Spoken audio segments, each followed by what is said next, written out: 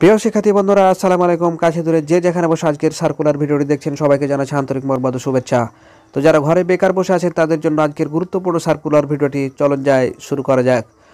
নিয়োগ লোক নিয়োগ দিবে বাংলাদেশ প্রাণী সম্পদ গবেষণা ইনস্টিটিউট। তো চলুন দেখা যাক বিস্তারিত। লোক নিয়োগ দিবে বাংলাদেশ প্রাণী সম্পদ গবেষণা ইনস্টিটিউট। সম্প্রতি লোক নিয়োগ দেওয়ার জন্য একটি নিয়োগ বিজ্ঞপ্তি প্রকাশ করেছে বাংলাদেশ প্রাণী সম্পদ গবেষণা ইনস্টিটিউট। একটি পদে একজনকে নিয়োগ দিবে বাংলাদেশ প্রাণী সম্পদ গবেষণা ইনস্টিটিউট। আগ্রহী প্রার্থীগণকে অনলাইনে এসটিপি যে লিঙ্কটা দেওয়া আছে আপনারা দেখতে পাচ্ছেন, সেই লিঙ্কে প্রবেশ করে আপনাকে আবেদন প্রক্রিয়া সম্পূর্ণ প্রবেশ করতে হবে।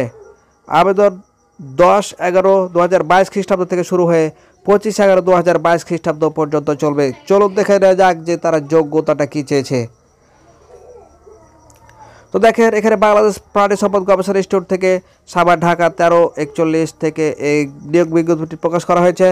তো দেখুন এখানে পদের নাম যেটা দেওয়া হয়েছে সেটা হচ্ছে সহকারী মেনটেন্যান্স ইঞ্জিনিয়ার, বেতন গ্রেড 9, অর্থাৎ আপনাকে 2015 সালে যে গ্রেড অনুসারে যে গ্রেড 9 যে বেতন স্কেল রয়েছে সে অনুসারে আপনাকে বেতনটা দেওয়া হবে।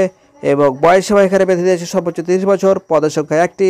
শিক্ষাগত যোগ্যতা যেটা চেয়েছে সেটা হচ্ছে কোনো স্বীকৃত বিশ্ববিদ্যালয় হতে কম্পিউটার সায়েন্স, কমিউনিটি এবং ইঞ্জিনিয়ার, ইলেকট্রিক্যাল ইঞ্জিনিয়ার এগুলো থেকে আপনাকে সবার ডিগ্রি কমপ্লিট করতে হবে।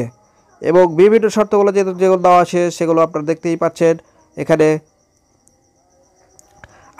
আবেদন ফির হচ্ছে আপনাকে সবাই একটা দেওয়া হয়েছে, সেটা হচ্ছে 10 তারিখ থেকে আবেদন করতে পারবেন এবং শেষ সময় হচ্ছে 25 তারিখ পর্যন্ত। লিঙ্কটা তো দেখতেই পাচ্ছেন। বিভিন্ন চাকরির ক্ষেত্রে বয়সসীমা অনেক থাকে, তো আপনারা নিশ্চয় জানেন যে সরকারি চাকরিজীবী সাধারণত 30 বছর পর্যন্ত হয়ে থাকে। যাদের 30 বছর হয়ে গেছে তারা পারবেন না। এবং আরেকটা অফার থাকে, সেটা হচ্ছে মুক্তিযোদ্ধার পুত্রকন্যা প্রতিবন্ধী প্রার্থীদের জন্য সর্বোচ্চ বয়সসীমা 32 বছর পর্যন্ত হয়ে থাকে।